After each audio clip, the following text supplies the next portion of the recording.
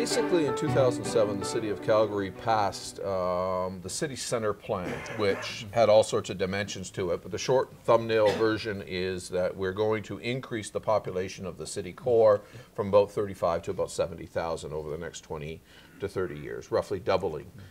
Sort of what I went through, and I was paying attention, looking for it, I noticed the absence of mention of faith institutions and worship spaces. And that started with, there were a couple of implications. On the one hand, when you add 35,000 of population to any given area, statistics tell us between 20 and 30% of them are going to seek a place of worship, depending on their faith tradition, Friday, Saturday, Sunday, whatever the...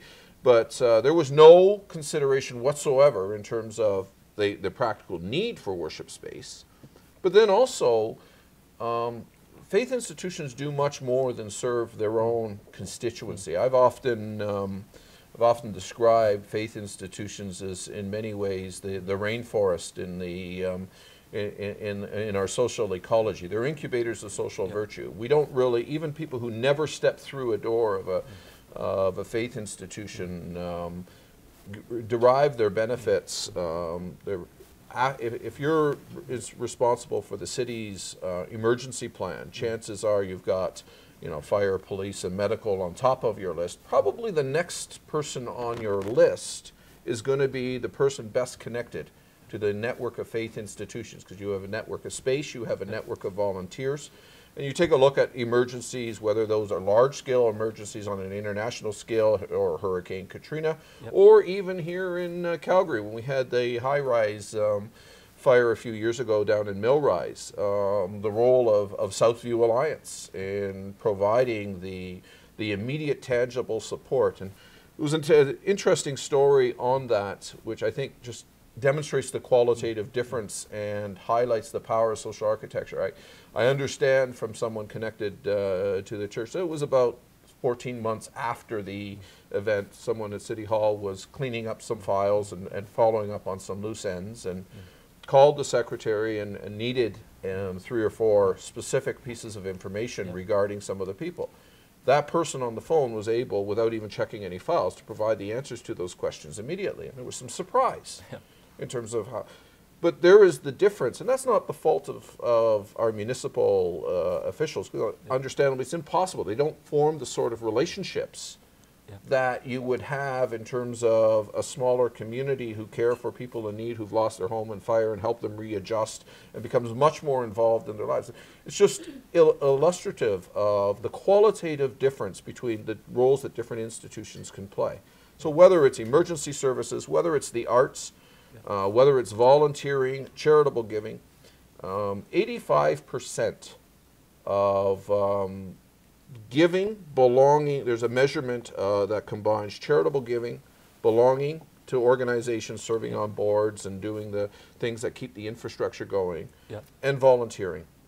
The cumulative total Canada-wide, 85% of that is carried out by the 29% of the population that attend places of worship once a week. Okay, so just thinking about this, I think it's been called the halo effect, or the ability of, I guess what you might call third sector or civil society institutions to have positive spillover for solving other problems in the society.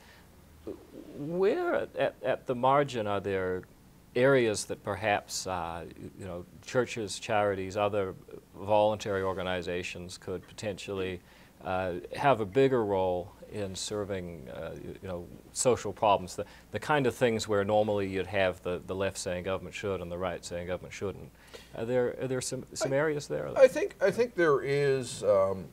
We can talk about the breadth in particular areas. I think more significant is the way we engaged, and part of that often, my critique of the left in this area would often be that their view of civil society engagement is, is almost where it becomes a delegation from the authority of government, and the institutions have to become very government-like, bureaucratic-like. It seems that the municipal government can't seem to engage people unless it has basically a translator to get people, to come along, because otherwise it's in municipalese.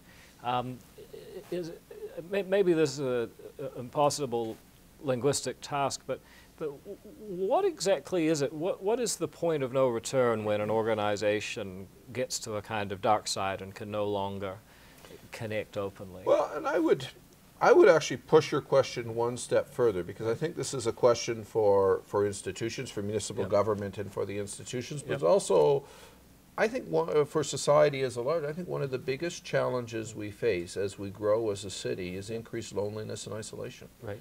And the amount of, and part of that has to do with broad trends that go well beyond the scope of, you know, geographic, you know, the mobility that we have in our day. Extended family no longer plays the role it once does. Neighborhoods don't have, there's frequent moving, so you don't build those lifelong connections.